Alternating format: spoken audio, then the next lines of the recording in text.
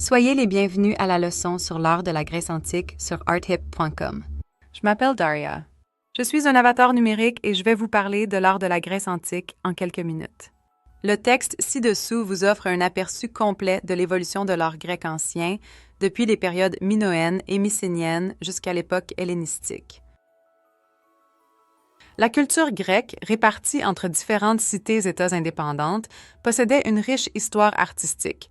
L'art de la Grèce antique, influencé par la culture égyptienne, a posé les fondations de l'art et de la culture occidentale.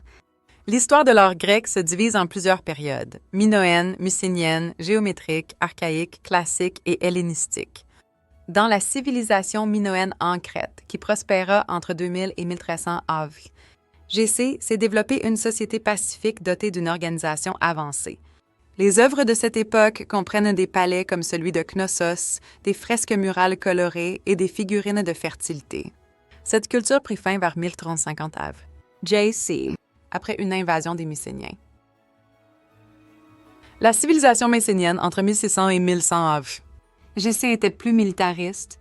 Leur art comprenait des forteresses et des palais perchés sur des sommets, des reliefs et des poteries aux thèmes à la fois minoens et guerriers. Cette période est également connue pour l'Iliade et l'Odyssée, les récits épiques d'Homère. La période géométrique, qui commença vers 1050 AV, GC, se caractérisait par des poteries ornées de motifs géométriques complexes et de figures humaines et animales stylisées. La période archaïque de 720 à 409.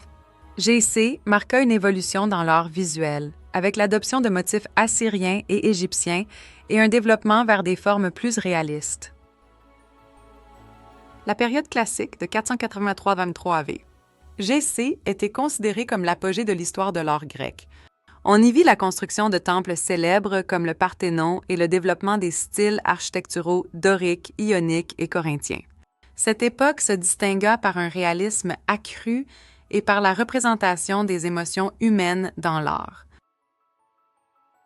Durant la période hellénistique de 323 à 27 AV. GC, la culture grecque s'est encore davantage répandue sous l'influence d'Alexandre le Grand. L'art devint plus vivant et individualiste, avec des représentations plus expressives et dramatiques, tant dans la sculpture que dans la peinture. L'art grec évolua des formes géométriques simples et des symboles vers des représentations complexes et réalistes du corps humain et des émotions. Ce développement a eu une influence durable sur l'art et la culture occidentale. Merci de votre attention et je vous souhaite beaucoup de plaisir à regarder et à lire.